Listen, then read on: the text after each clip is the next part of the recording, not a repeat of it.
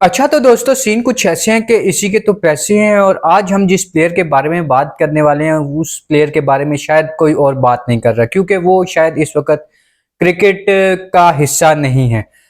हम एक ऐसे प्लेयर के बारे में बात कर रहे हैं जिसने पाकिस्तान के लिए बहुत सारी खिदमात अंजाम दी। जब जब उसने परफॉर्म किया उसके बारे में बल्ले बल्ले बल्ले बल्ले हुई और जब उसने परफॉर्म नहीं किया तो पर्ची का आ गया। हम बात करें एक ऐसे प्लेयर के बारे में जिसने फखर जमान के साथ ओपनिंग पार्टनरशिप्स लगा के रिकॉर्ड्स तक बनाए हैं, लेकिन उसको टीम से ऐसे साइड में लगाया गया जैसे दूध से मक्खी को निकाल के बाहर फेंका जाता है। हम उस प्लेयर के बारे में बात कर रहे हैं जिसको पाकिस्तान ने सबसे ज्यादा पर्ची का लकब दिया। हम बात कर रहे हैं इमामुल हक की। इमामुल हक एक ऐसे प्लेयर हैं जिन्होंने पाकिस्तान के लिए बहुत सारी खिदमात अंजाम दी और वो कोई आम परफॉर्मेंस थी नहीं। उन्होंने अपनी जिंदगी की बेहतरीन परफॉर्मेंसेज जो है पाकिस्तान की खिदमत में पेश की, जिसके अंदर अगर हम उनकी ओडीआई की बात करें तो ओडीआई में उनकी 47 की एवरेज है और अगर हम टेस्ट की बात करें तो उनकी 37 की एवरेज है।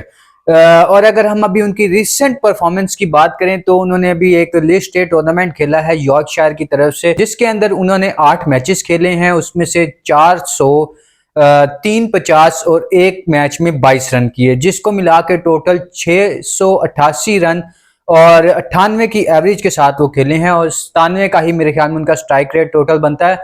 तो बॉल बाय बॉल खेले हैं और स्कोर भी इतना अच्छा और हर मैच में ही वो परफॉर्म कर रहे थे। यहाँ तक कि यॉर्कशायर के जो कोच थे उन्होंने भी ये बात बोली कि अगर इमामुल हक के साथ बाकी टीम मेंबर्स भी परफॉर्म करते तो शायद ये ट्रॉफी हम लोग ले जाते, क्योंकि यॉर्कशायर जो है वो सेमीफाइनल के अंदर बाहर हुई थी और सेमीफाइनल के अंदर भी इमाम ने जो है वो 105 रन की इनिंग खेली थी।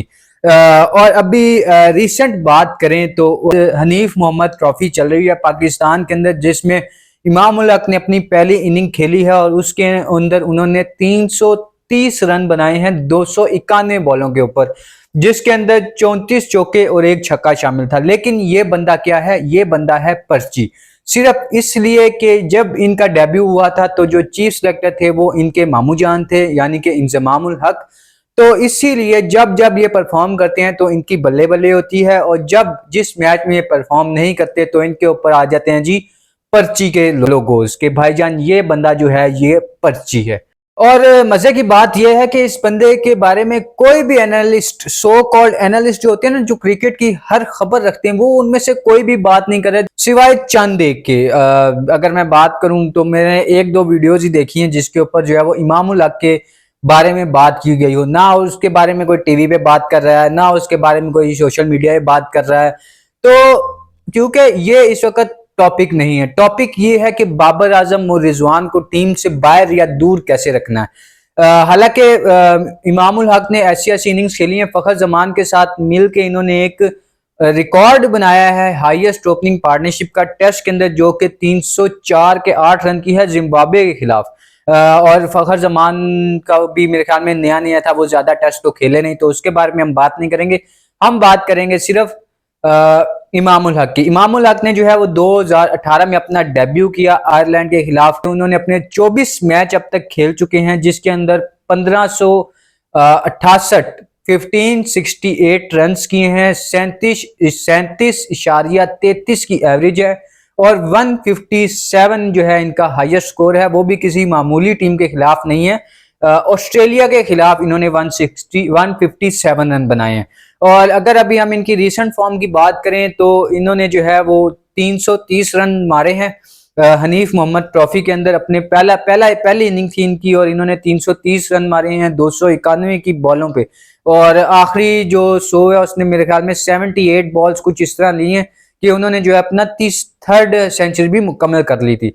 बहुत ही खूबसूरत भाई, लेकिन ये बंदे को इन्होंने सेंट्रल कॉन्ट्रैक्ट देना भी मुनासिब नहीं समझा। इनके लिए कौन मायने रखते हैं, इनके लिए मायने रखते हैं जी हमारे नीचे वाले मोहम्मद हारिस, ठीक है। इनके लिए ऐसे प्लेयर मायने रखते हैं जो अभी उनको अभी बहुत ज्यादा काम की जरूरत है, लेकिन नहीं उन्हें देंगे।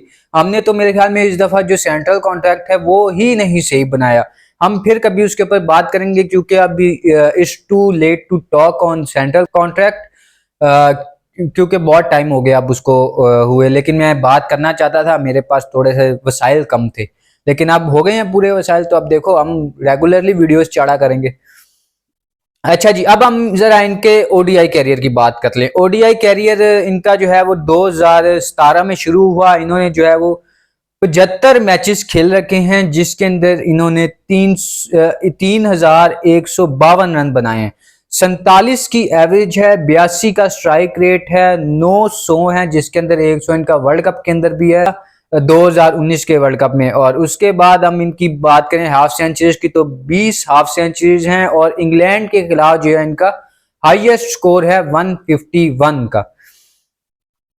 और अभी वही रिसेंट परफॉर्मेंसेस की बात करें तो भाई ये बंदा जो है, इसको जरूर ओडीआई के अंदर इसका नाम आना चाहिए। जितनी खूबसूरत ये यॉर्कशायर इंग्लैंड काउंटी में जाके परफॉर्म करके आया लिस्ट क्रिकेट के अंदर, और पाकिस्तान का नाम जो है बुलंद किया भाई कि हाँ पाकिस्तान के पास अभी भी टैलेंट है। लेकिन हम पाकिस्तानियों को अच्छे प्लेयर की कदर नहीं ना होती। फिर जब वो चले जाते हैं तो कहते हैं जी बाबर आजम ही अच्छा था, या रिजवान ही अच्छा था, अब इमाम चला गया है, कल को रिटायरमेंट ले ले तो हम कहेंगे जी इमाम बहुत अच्छा प्लेयर था।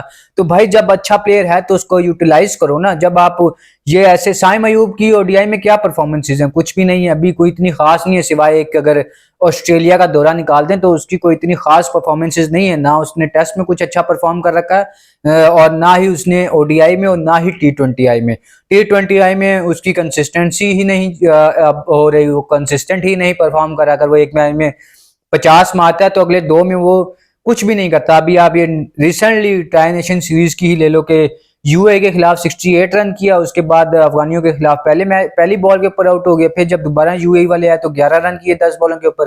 तो ये तो कंसिस्टेंसी चल रही है हमारे साइम अयूब की।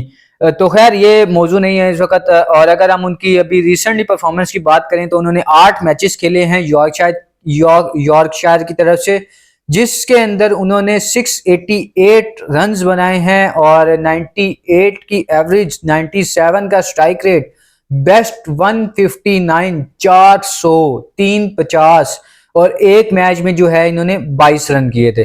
और अगर मैं आपको बता दूं तो पहले मैच में इन्होंने 55 रन किए थे, दूसरे मैच में 159, तीसरे में 117, चौथे में 54, पांचवें में 22, छवें में 106, सातवें में 70, और आखिरी जो उन्होंने सेमीफाइनल खेला उसके अंदर 105 रन। लेकिन आप देख लेना जब अभी ये साउथ अफ्रीका मेरे ख्याल में पाकिस्तान आ रही है, और पाकिस्तान इसके ऊपर ही बात करेंगे कि ग्राउंड जो इन्होंने एक चुना है नया फैसलाबाद का, बहुत ही खूबसूरत भाई। ये एक बहुत अच्छा फैसला है कि अपनी क्रिकेट को मजीद बढ़ाने का, दूसरे दूसरे शहरों को भी मौका मिले कि वो पाकिस्तान को दूसरे लोगों के खिलाफ खेलता हुआ देखें। पाकिस्तान टीम जो है वहाँ पे रेगुलरली ऐसे मैचेस होने चाहिए, हर मैच में होने चाहिए, हर ग्राउंड में, हर शहर में होने चाहिए। जैसे ग्वादर का एक स्टेडियम बना है, उसको अगर बिल्ड किया जाए तो वो एक बहुत ही अच्छा टूरिस्ट स्पॉट है, और उसके साथ साथ लोग भी देखने आएंगे। और वैसे भी जो उसकी खूबसूरती बनी है आस पास, वो बहुत आलीशान है भाई। बहुत ऐसे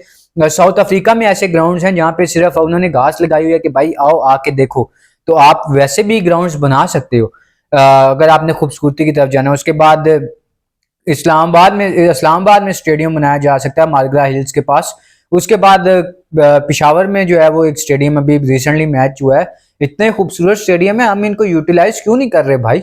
हमारे पास पिंडी, इस्लामाबाद, मुल्तान या कराची ही क्यों रह गया, हमारे पास बाकी भी बहुत सारे ग्राउंड्स हैं, तो उन्हें भी यूटिलाइज करें। तो उम्मीद करते हैं जी कि इस परफॉर्मेंसेस के बाद जो है वो हमारे जो सिलेक्टर्स हैं, जो सिलेक्शन कमेटी है हमारी, वो इमाम उल हक को कंसिडर करेगी ओडीआई के लिए या टेस्ट के लिए, क्योंकि जितना खूबसूरत ये खेल रहे हैं, मुझे नहीं लगता कि साइम अयूब इनसे अच्छा खेल रहे हैं। ये जिस फॉर्म में जा रहे हैं इस फॉर्म को यूटिलाइज करना चाहिए। और सिर्फ पर्ची इसलिए है कि ये इंजमामुल हक के जो हैं वो भांजे हैं, और उस टाइम इनका डेब्यू हुआ जब इंजमामुल हक जो हैं वो चीफ सिलेक्टर थे, बस। और जुल्म की बात की जाए तो पाकिस्तान तो हमेशा अपने जो बेहतरीन लोग होते हैं उनके साथ जुल्म करती है। आप जैसे देख लें, आप आमिर जमाल को सिर्फ इसलिए सेंट्रल कॉन्ट्रैक्ट नहीं दिया क्योंकि उसकी टोपी के ऊपर 804 लिखा हुआ था, तो उन्हें जो है सेंट्रल कॉन्ट्रैक्ट भी नहीं मिला। और उनका एक इंकशाफ ये भी है कि जब वो इंग्लैंड के दौरे पे गए थे तो उन्होंने सारा खर्चा अपनी जेब से किया था। सेंट्रल पीसीबी वालों ने उनसे बिल्कुल भी निगोशिएट नहीं किया, और एक एक पाई उन्होंने अपने पल्ले से दे के मैचेस खेले हैं। तो यार शर्म आनी चाहिए कि हम लोग जो है वो क्रिकेट के अंदर भी पॉलिटिक्स को लेके आ रहे हैं। ऐसा नहीं करना चाहिए। बस ठीक है, हो गया जो हो गया, माजी की बातें थी भूल जानी चाहिए थी। प्लेयर्स को प्लेयर्स के साथ, प्लेयर हमारा जो है ये एक असासा है भाई, एसिड्स हैं हमारा, हम इनको ऐसे ऐसे ऐसे जो है इनको जाया करेंगे तो शर्म वाली बात है हमारे लिए।